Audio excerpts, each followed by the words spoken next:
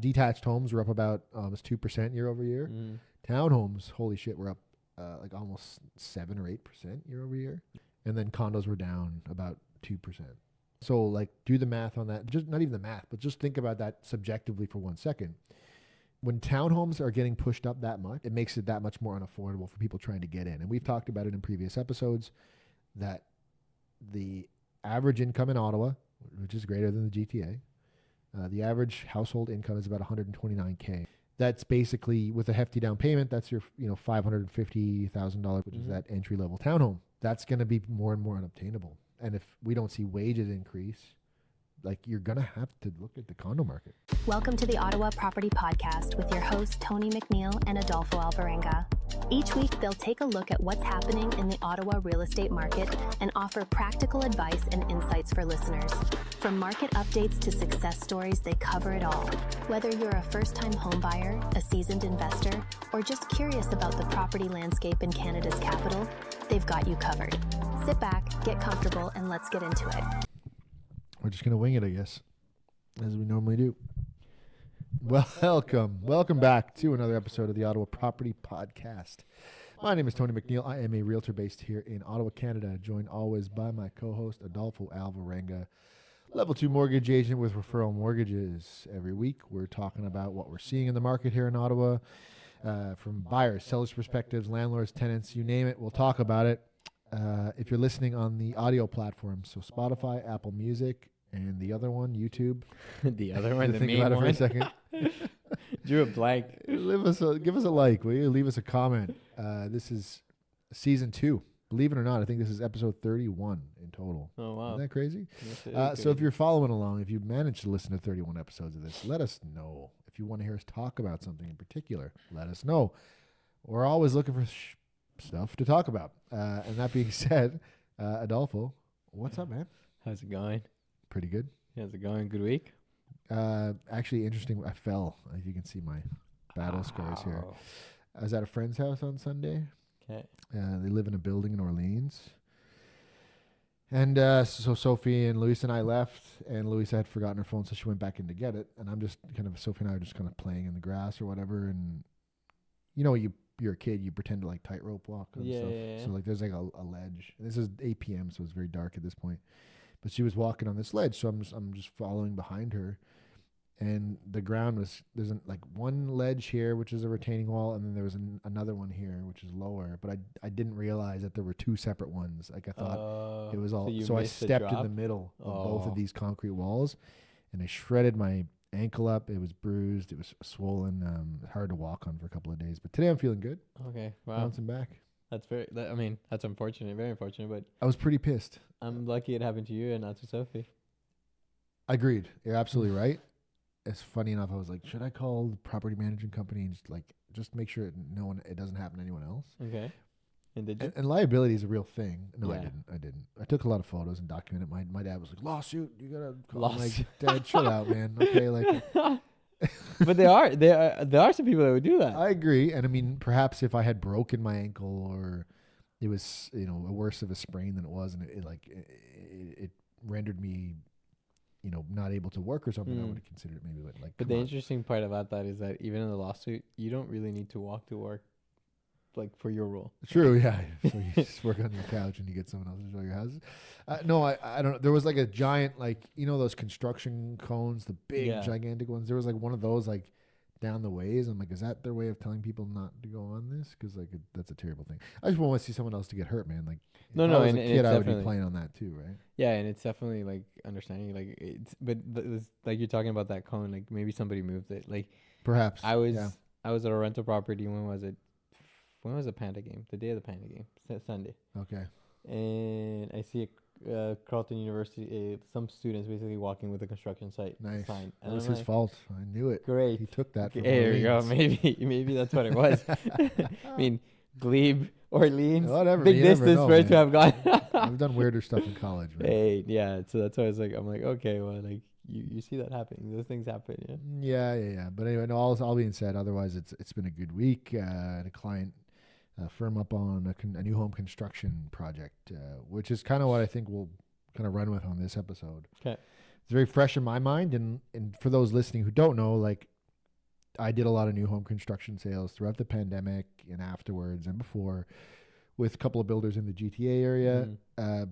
But over the last couple of years, that new home segment has really slowed down. It's I think dried up a lot. Yeah. Especially the pre-construction condo stuff. It's just like, it's crickets. I mean, I know builders are still selling detached and townhomes pretty well. But not at the same speed as they were before. Man. Like before, No. I remember like at some point there was like literally a draw and you were lucky to get a spot. Man, let me tell you this. point. This is crazy. So with the sales, it was myself and another agent running the sales for a block of stacked townhomes. So stacked townhome condos. So, there's one in the basement, one on the main floor, and then the top one is 2 levels. And we would do these and release them in blocks. So I think it was about like 12 units a block or so, give or take. And we would get the submissions from agents all over the GTA trying to buy these things. For 13 homes, or for 12 homes, let's say, we would get over like 1,300 submissions. Whoa. So it was like you were winning the lottery, getting an opportunity to buy these things. And that's just the opportunity to buy them. Correct. You still have to get the pricing, get all that stuff. It was very insane. So we would like literally input these names into like one of those like spinning draw things on the internet, and it would just it would be like number 441, and then you go through the submissions and say 441, and you give them a call. Hey, do you want to take one? Yes, no, and if it was no, you'd go into the next one, right? But it was very rare that someone would say no because, especially in the GTA, there was so much speculation going on. Like it was so hot. Like everyone wanted a piece of that action. And that was the crazy part about it is like a lot of people move based on speculation that this is it. If we don't buy now, 100%. We won't ever buy. Yeah. Yeah. And the scarcity of it made it such a demanding product.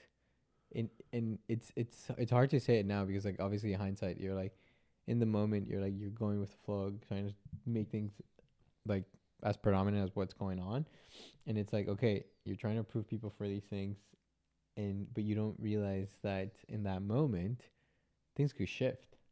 Well, they did. And I think that's a big lesson that we learned from COVID is that things shift quickly. Yeah, and it's like not to do things based on emotions, I feel, and scarcity or fear. I think that was a major lesson for me, at least. Don't just do it because your neighbor's doing it. Yeah. Right? Like read the room and do your research and understand the risks in this. You are playing in a volatile open market. Like it's just like playing in the stock market, right? Totally. You put all your money in, and then it could turn on a dime, and that goes both ways. So like the majority of the townhomes that we sold in those chunks, like we did like before the summer of 2021. Mm-hmm. So most of the people that bought, especially in 2020. Did okay on them. Like they're still doing okay on them. You know what I mean? It was, I'll never forget this because it was, November, December. And the builder had reached out to us and said like, okay, what's an updated price list that we could do the next block release on? And I said, if it was to release it today, and I gave him, my numbers, and we had a bit of a falling out because it was, I think it was, there's greed and there's emotion involved, but basically he thought my prices were too low. Interesting. Basically said, put $100K on it and try to sell them. And I said, this is not realistic. They will not sell. This is, because then I'm looking at it like, this is a waste of my time. Yeah. Because I know for a fact that the market is going to say, these are, even for 2021, these are crazy. Yeah. And I remember we tried it. Nothing happened. Nothing sold. I was like, calling leads till I was blue in the face trying to get these done, and it just wasn't happening. So I stepped away from that project because inevitably it's like you got to look at it like, okay, this is a poor waste of my time because I can do other things to further my business. It's the opportunity cost. Right? Plus, you don't agree with it too, right? At that exactly. point, it's like an ethical also the ethical crossroads aspect of it. For sure. Like, put yourself in the shoes of them, like of people coming into buying. It's like for a fact they're buying something. It's over hard to price. sell that. Yep, How do you 100%. sell that? Like, I mean, some people do. Don't get me wrong. Like, there's people that would just sell it just because, right? When I don't want to talk badly about them, but whatever, like, it's just like everybody's different. That ethically, I would have done the same thing as you. I'm like, that doesn't make sense. Like, this is what the market's showing. This is what you would sell them for, and sell to like. I understand about covering your costs and making sure that everything, like, there's a cost coverage plus there's a profit. You're running a business. I get it. Yeah, but then don't try to just milk everybody just because of the situation that's going on. And that's the interesting part is that at some point, what was it, 2022, 2023, end of 2022, beginning of 2023, they were begging, Oh my gosh. Well, begging realtors to bring in people in. well, here's the thing. This is going to lead me to my next point. Yeah. Once I stepped away from the project, the other agent I was with, who I really do got a lot of respect from. I learned a lot from him as a young agent. He brought in someone else from the brokerage, and they were working through, like, they got a couple here or there. And I was thinking to myself, like, no, wasn't my pricing really wrong? But it dried up so fast. So, like, you know, not so much in Ottawa. Like, I understand that the lag factor from, like, the geography of even just being 5 hours down the 401, what happens in the GTA hits hard first, and then we see the ripple effect here. So my point being, in, you know, so let's say, I think it was like February, March, where the cliff kind of happened, and the big price corrections we saw took place. So then the sales just stopped. And that was for all builders, because people were just like holding on to their money, withdrawing money from even bank accounts, whatever investments, that type, because it's like, it was really volatile. You know, people who had purchased were like, how the hell do I get out of this? Or how do I not close on this? Or, like, you know, there's a lot of tough conversations that had happened. Another resale that I had, we had to relist it because the buyer backed out after they were firm, because they want to buy it for the price. Now they had to go to arbitration because they were being sued for the price difference. Long story short, reach out to me on that one. That's a fun one too. But the builder was stuck holding all these units because they couldn't sell them anymore. In my mind, I was like, you know, you're kind of like looking at it like, hey, you know what? If you had just gone with what I proposed as reasonable pricing for the moment in November, December, you may not be in this predicament. But I know it's Ottawa builders too. We're stuck holding all this stuff. And then they converted them to rentals. There's so many builders that are in the rental space right now. It's wild. Now, inevitably, they'll sell those to get out of this. But, like, what do you do, right, when you're holding all these mortgages? Because the builder's lending from someone. They're not out of pocket for these. There's a price tag to hold all these month over month, especially while they're vacant. So I know for a fact that they had to swap to the rental model as well. To try to decrease the losses that they're doing, basically, at that point. I mean, you got to occupy them somehow, because you can't just sit vacant for a year. He's a small builder, right? So he can't afford to carry those. He just can't do it. The question about that too is, like, when they flip those around, is like, okay, as a new buyer, you're trying to get buyers into them afterwards. Yeah. It's not a new home anymore. It's a resale. Well, and you got to sell it with a tenant in there now too. Or if that's harder. The case, if they don't end up leaving beforehand. Sure. Or they beat the place up, or, like, you know, if they don't want to leave, someone may have to assume them. Like, it's a real. It is a predicament to be in. And it's hard because, like, yes, you want to maximize your profits, but sometimes maximizing profit doesn't make sense. Agreed. You know, like, it's just, you never know what's going to happen. Like, right now, we're seeing this obviously in Toronto. What's happening with the condos? Yeah, some of them closing some not closing with pre-construction. Like, we can see the ripple effect coming here in some ways too. The condo market is, I'm not gonna say dry, but it's the slowest of all of them in this moment. The new starts are very low, and, like, I did a post on Instagram today about the condo market, because I do think there's opportunity on both sides, depending on, even if you're a seller or buyer, there's still opportunity. Just got to, like, look at it and find the silver lining in it. But I think over the next, like, give it another 36 months or so, and I think, like, we'll be chugging back along with condos. Like, people will be reacclimated to the climate around it, and it is going to be the entry level product. Yeah, and it is, right? Like, especially for a single individual. Yeah. So, like, you know, and we'll get to the new home stuff that I wanted to talk about, but that was a really good kind of segue into everything. But just to your point on the condo stuff, the stats are out this week, and I'm not going to bore everybody with stats because I'm not about that. But basically, detached homes were up about almost 2% year over year. Townhomes, holy shit, were up like almost 7 or 8% year over year. Okay. And then condos were down about 2%. Okay. So, like, do the math on that. Just not even the math, but just think about that subjectively for 1 second. Detached are still, like, you know, when townhomes are getting pushed up that much, it makes it that much more unaffordable for people trying to get in. And we've talked about it in previous episodes that the average income in Ottawa, which is greater than the GTA, the average household income is about $129K. I'd love to know what that updated stat is. We should check that. But that's basically, with a hefty down payment, that's your, you know, $550,000 purchase, which is that entry level townhome, freehold. That's going to be more and more unobtainable. And if we don't see wages increase, like, you're going to have to look at the condo market. Yeah. And that's you have to make some sacrifices. And I feel that a lot of times, like, we're seeing buyers or people in general like not necessarily willing to make those sacrifices. I see it in some every ways, day. right? Like, and I see it with clients, and I'm like, and I obviously don't want to talk ill, but like some of them have credit card debts, but have 2 cars. Sure. So it's like you have to pick and choose where this. And I understand it's hard for everybody, but it's like we are in tougher times with that. Yeah, and we're conditioned now with like everything being so readily available. Yeah. We got to have everything now. Like you got to have the 2 cars.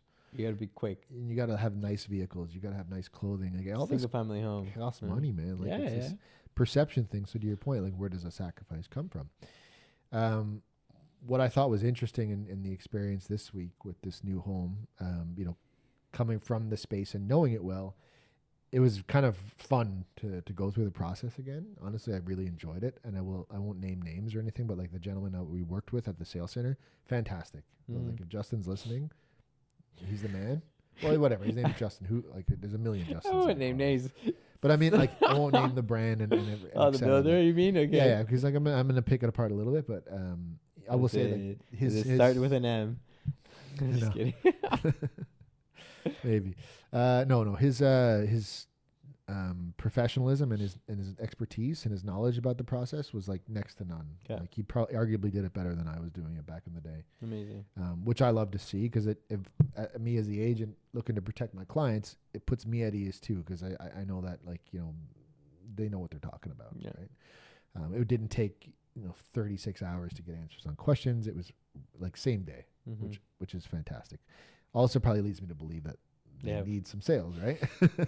I was gonna say they have more free time. Yeah. So this is a new project. It's on it's outside the city a bit. And we walk into the sales center. This is the first release, so it's the first phase. Anyone who's unfamiliar, basically builders will release in phases or stages or whatever they call them. 1 to 4, 1 to 3, whatever. So the first homes might be a chunk of a map. Let's say the plan is this big. They might just do this block here first, and then might do this section next. And then they correct pricing as they go. So as the first phase sells out, almost guaranteed the second phase will be more expensive. Yeah. They're getting interest, they're getting sales, they can justify price increases. So, there was a couple you can look at the map and then they put these dots on the lots when they sell and you can see that a couple of them are sold. Clients move forward. It's the way it was kind of fascinating to me, and we were kind of comparing it to the car industry is that, 5 years ago, even 3 years ago, even your base price, the schedule of finishes and features or what's included in your base price, it seemed to me like there was a lot more value in that than what there is now. Yeah, like basically what you started off as a let's say base model without the luxury and like because like how the process works is that you start with a home. This is what the builder's including from the get-go. Yeah, right? And you're given the fancy sheet with it lists everything, kitchen, basement, whatever, right? All the finishes and stuff like that. Then afterwards, they sucker you into their design center because they do, and they try to get you to upgrade a bunch of things. Like they show you what the luxury 100%. Is, and they walk you through that. When you go through a model home, it's never standard. It's never base. It's never standard. It's all the luxuries that you could get. The model was the finished hardwood floors, the finished hardwood steps, the kitchen faucet, like everything, which is like, that's why I mean sucker it, because like I don't have a bone to pick against them, but I also know how they kind of work, and they're trying to get you to upgrade. That's more what the model more, home is, right? You walk through, and I mean, they were nice enough to have like full lists of what had been upgraded in the home, which I thought was beneficial when you're walking through. And I'm of the mindset of like, guys, I know this space. Like even before we walked through, I stopped them and I said, hey, just so you know, I'm like, have you ever been through a model home before? And just a bit of background on them. Like I helped them purchase their home 2 years ago. So I have a lot of good rapport with them. I knew deep down, I'm just checking. Have you ever been through one? Mm-hmm. No, we haven't. Okay. Just so you're aware, the builder has paid a designer, a professional designer, a very reputable professional designer in the city to say like, have free reign on this house and do whatever you want to it to make it look as beautiful as possible. Correct. So especially in areas like the kitchen and the flooring and the bathrooms are going to be very heavily upgraded. You may think this is what you're getting. It is not. All these things will cost X amount of dollars to get. In fact, I asked the gentleman, how much have you put into this model home? And it was about 70K. Extra of add-ons. Yeah. I mean, they were willing to give you that detail. That's very good. Well, I think you have to be. Like, we live in a world where buyers are most educated they've ever been, and transparency is key. Otherwise, you're going to piss people off. For sure. But then it leads back to what you were saying of like, okay, the base model. So it's like as if you were going to buy a car. So it's like you're starting, what you were starting with beforehand is not what you're starting with now, based on what you were telling me. It's like, crank windows. No, I don't think that's basic. We're going to go back to manual transmissions. Yeah. So it's like, let's say, for example, the engineered floor is not engineered hardwood anymore. No, it's all luxury vinyl plank. Okay. Or what were the other standards that you were talking about? Like, so there's appliances? appliances are not rentals. included. Yeah. Appliances aren't included. Obviously, it's laminate countertops throughout. So any type of stone, whether it be quartz or anything more than that. Which that's interesting because the quartz was a standard like a few years ago. Could be, at least in the kitchen. Or granite. It would be. Yeah. More likely quartz. Yeah. But yeah. And again, you would expect like engineered hardwood, usually just on the main floor. Yeah. Like typically even 5 years ago, upstairs would have been carpet. The stairs would have been carpet. Those would have been pretty pricey upgrades. But nonetheless, upgrades that if you prefer to have no carpet in your house, it's best to do it from the start. Yeah. There are upgrades that the builder sells you that you may be able to pay someone, I mean, not considerably less, but you'll make some savings doing it after. But it's getting the right floor to match and getting it to go be consistent. Yeah, 100%. What ends up happening, and I learned this the hard way, is because of the sun, you don't realize it, but in some pockets of the house, the color will fade, right? So then at some point, it might not match if you're upgrading years later because they won't sync. And it happened to me in a condo. I'll tell you this, it's something people don't think about too. The guys that are producing this luxury vinyl plank, they're not dumb. They're not idiots. They don't make the same board over and over again. So like they'll switch it up and discontinue. So like, let's say you do go to do it 5 years later, they may not even make it anymore. And you might have to do some color matching. You might get something that's pretty close. But like even for me, like I had to replace some vinyl plank in my rental unit over the summer. And it was a pain in the butt, man, because this stuff had been discontinued. I had to get it shipped in from a warehouse in Toronto to Ottawa. Lucky enough, I found 4 boxes like tucked away in someone's warehouse somewhere. And it's a pretty good match. It's not, you can tell it's not from the same screen printing batch, but it's close enough that like, you know, unless you're me and you're like, put it under a microscope, to the naked eye, you would never notice. Yeah. But it's also that like concept of like, let's say I've learned that the hard way where like, you know how sometimes they give you a box, or if they give you the leftovers. They might do that. A couple of planks in there. Yeah, a couple planks here and there. I always ask for an extra box. Sure. And I've learned that just because you need it at some point. Yeah, when you need it. But when you need it, for you to find one, especially for like little repairs or stuff like that. Like with engineered hardwood or with hardwood, you're able to remove some of the planks and like put it back. Well, and you could sand that stuff. Technically, it might be good for a whole round of sanding and refinishing. Yeah. So there's value in that too, Correct. right? I will say like hardwood and engineered hardwood, like especially if the pets and stuff like that, the pets tend to be very tougher on that. The luxury vinyl stands up to it a bit better. More resistant. But it's cheaper, right? So that's it. The builders are they're putting in the cheapest stuff now at the base model that we're calling it. Again, you know, appliances not included. So they allow you to upgrade through the decor center to get appliances, but you gotta, you basically buy a voucher to the brick or whatever, and you go pick out your appliances. So like, you're not really saving anything. I said to them, I'm like, I'm looking out for them, right? I really do like these guys a lot, and we've become very close over the last couple of years. So I was like, if it was me, and I'm like, if you really like your appliances in your current house, I would just take those with me, and I would buy secondhand ones and sell the house with those in them. Yeah, you could do like that. You don't have to, not crappy secondhand ones, but like if we're talking about saving money in order to make this purchase like easier on your pocketbook, take your appliances. Yeah, let's do anyway. But I'll be honest, and this is one of the things that also that a lot of the times buyers will think that, oh, we will go to the sales center and don't take a realtor. Yeah, for sure. And I think that's a heavy mistake because then they can just kind of tell you what you want to hear. You can get fleeced pretty quickly. Very quickly. Yeah. And you don't, as a buyer, you don't pay for the representation of it. It's so true, man. So it's like, it's worth every every realtor, penny. I'm not even talking about this. The mortgage agent is bringing this up. Yeah, guys. because I see it all the time. It's like, oh, I'm just going to go and try to save money, try to negotiate myself with the builder. I'm like, Yeah, The realtor good will do a luck. better negotiation, especially a good realtor will do a better negotiation for you. And at the same time, they will know what questions to ask, what to look for, what to do these things. Let's be honest. People don't do this on a day-to-day basis. As good as you can be, it's hard to compete with somebody that does it on a day-to-day. So, Agreed. And you know, and even in the negotiation, not just that, but like I said, the value adds of like what you should and shouldn't do and where upgrades would be beneficial now versus later. yeah. You know, going back 5 years ago, let's talk more about what's included would be like the basement, like in Ottawa specifically, not so much in the GTA, what I would see, but Ottawa specifically, like you'd get the finished rec room included in the price for most of the production home builders. And by production home builders, I mean that they have, 8 sets of blueprints that they just repeat and repeat and repeat. It's not a custom home builder. You can't move walls. You can't, make structural changes like that. But from what I've seen, almost all of them have a finished rec room that was included. So, and now they It's don't. gone. Oh, interesting. So that's what they would consider a structural change.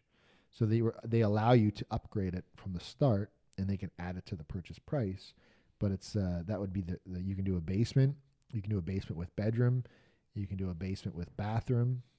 But everything, to do a full bathroom and full rec room, even with the bedroom, was about 25 grand. Wow. So you could add that onto the top. To finish the basement. So we decided, or I can't say we, but my The clients clients. decided that they would With just your do guidance. exactly. They were going to do the basement with rec room. Sorry, the rec room with bedroom, because they found value in having that extra square footage. Mm-hmm. But they were going to wait and do the bathroom later. I said, good enough. And Did then they- sorry, hear me out. No. Okay, go. Finish. Sorry. So I was like, that's not a bad plan. I'm like, you can do a bathroom down the line for, depending on your finishes and features, it won't break the bank type of thing. And then the sales guy got back to me and said, yeah, do they want to do the rough-in? And I was like, oh, the rough-in's not included?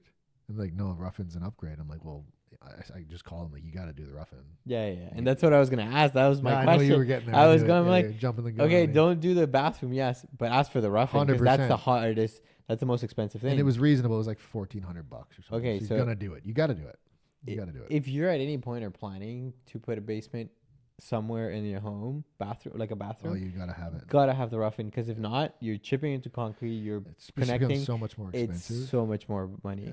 Yeah. And that was it. Like, again, going back 5 years ago or even 2 years ago, like the rough-in was included, man. That was even if you weren't finishing the basement, you were getting, because it's like they're down there. They haven't poured the slab. Like, if people don't know that, like the slab is like one of the last things they actually do down in the basement. Like, they'll build the footings, they build the walls, and they'll pour the slab. So it's like, it's easy for them to do. Even if it's $1,400, like you're running some pipe. Anyway, I digress. But you got to have that upgrade done. So we included that. Things like a gas fireplace, those are no longer included. Like, even a gas fireplace in the living room, from my experience, wasn't an upgrade for the most part. It was just like a feature that you were kind of like, yeah, what do you mean you don't have a gas fireplace? Because all these townhomes tend to have them, right? I mean, I feel that like The resale ones, during I COVID, mean. yes, yeah, and the Yeah. resale ones have them. Like anything like 2019 to 2022, let's say, it probably has a gas fireplace in there. Probably there is probably you would know more on that. Yeah, yeah. So anyway, it was kind of shocking because you're like, okay, I guess you're trimming back the fat to try to make the price as appealing as possible. This one was probably the hardest pill to swallow. Is that like, so the way they had broken it down, on a detached home, you could have the choice. You could do, the base price, or you could do the base price plus $35K, and that $35K included things like hardwood, etc. There was a couple of nice upgrades in there, but you got to own your mechanicals. So at the base price, you were getting a rental furnace, a rental AC, a rental HRV, and a rental water tank. So it worked out to be a $110 a month contract that you had to assume, and that was the way for the townhomes as well. Like, you didn't have a choice on the townhomes. So they've taken all these things that used to be included, like to own the furnace, to own the AC, to own the HRV. Like, those were all standard things. It's interesting because those are massive cuts that they're doing in terms of what it costs for them to put those things. Yeah, I mean, like a furnace is $5,000. You know what I mean? So easily. An AC is another $2,000. I would say, yeah, maybe more. I would think, yeah, right. And an HRV, same thing, probably like $3,000 or so. I struggle with those rental contracts personally. Like, I really don't love them whatsoever, and I coach clients 9 times out of 10 to buy those things out if you have the means to do so, or Yeah. if we're negotiating a contract, maybe ask the seller to buy them out. Anything's negotiable, but for the builder side of things, like they had to buy that out after the fact. Yeah. It's tough. So I guess coming in here today, my point is like, I'm looking at the resale on a 2-year-old townhome versus what a new one is going for, and that delta between the two isn't as great as it once was. And the delta even from that is that you're basing it on the base model of the build at that point. Compared to the resale home, you're already getting all these things. Yes, they're a little bit used and worn out, but you are getting the appliances, you are getting the furnaces, you are getting all these things that don't necessarily come with it. So it's also things to consider. And like even in the financing world, you have to consider that it's easier to know what you're financing now in this moment than what would be financing in a year from now. Exactly. Because we don't know where things are going to go. Look at what happened 2023, 2022. Like even now we're still seeing the side effects of it. Like a lot of the times, like people bought these places thinking it was going to be a good investment or it was going to be a good home in some ways. And now the worth is not there. Like I have a client who we're doing an appraisal for in the next few weeks and they're closing on the end of the month. And there is slight concern that the property might not come to the value that we needed for the appraisal. And what happens there? Yeah. Like on the financing aspect, exactly. The bank gives you, like, especially if you're putting 20% down, because that's when the appraisers are usually needed. If you are putting 20% down and don't have to pay the CMHC insurance premium, there's an appraisal most of the time, and the bank will give you 80% of the purchase price or the appraised value, whichever is lower. Yeah. So if the value comes lower on the appraised than the purchase price, the down payment has to cover that delta. Yep. And in some cases, some people have the pockets to do so, some others don't. Yep. So it's a difficult conversation. And that's why I always say, like, if you are between resale and new, you're better off buying resale if it's in good shape and the prices are very similar. Because it's better to know what you're affording now than what you could afford later. And yes, we could have an approval for a year, but it doesn't mean that you're going to, like, the situations are not going to change. Like, yes, your approval may be locked in, I guess, but if you have something to sell to, you could be on the up or the down side of that too, right? So there's a lot of moving parts. Like I said earlier in the show, like you're playing in an open market. Right? There are going to be risks associated with everything, and that's what the last conversation before we decided to waive our conditions on this is exactly that. I mean, like, you're feeling comfortable, and I explained the the hurdles that we may have to face in the future, and they felt confident. And so to some people, they prefer new. yeah, And they like the idea of being able to pick out their features and finishes. Like, that is attractive to a lot of people. Like, it's that new home smell, which is a new car smell. But with the upgrades, with the add-ons, it was pretty eye-opening. And I'm very curious to know if other builders are following suit in this kind of thing, because clearly their sales, anyone who's not familiar, like, new home will always be a premium compared to resale. Like, it'll always be higher if you're looking at, like, apples to apples. Yeah. Clearly they've slowed down on their sales, and they're like, how do we trim back stuff to make it a price point that is more appealing to get more people into our sales office and get more deals done. And that they've done that obviously because it's worked for my clients, and I could see that they had other sales as well, so it's working. But to your point, make sure you have a professional look it over, because you may what you think you're buying, and what you're actually buying could be very different things.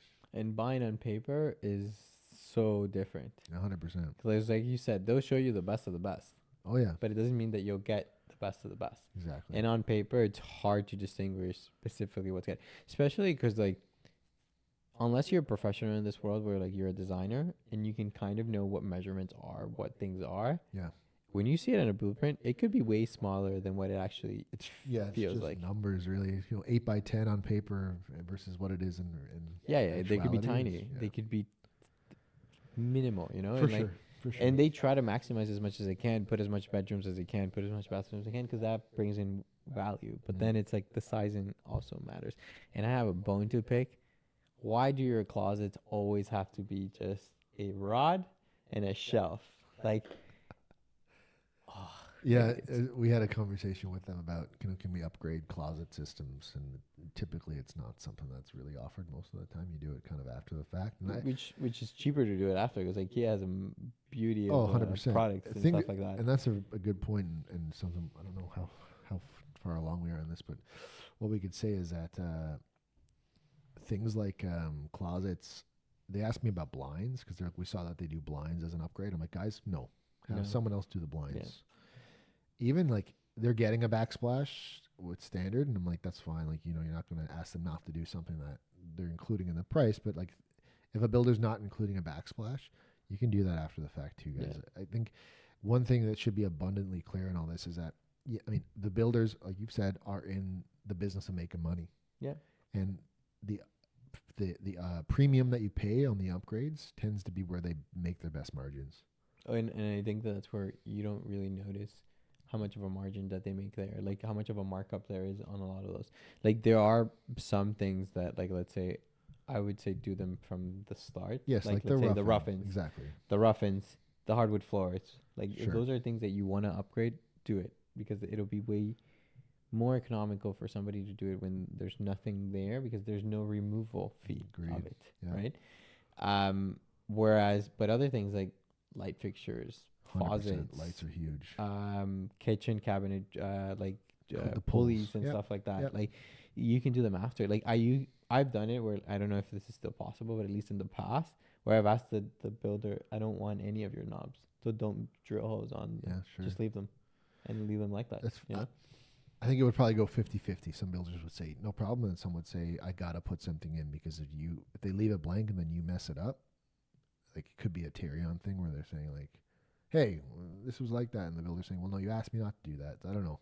But I think there's a PDI all the time for it, right? And they're very good at writing everything down.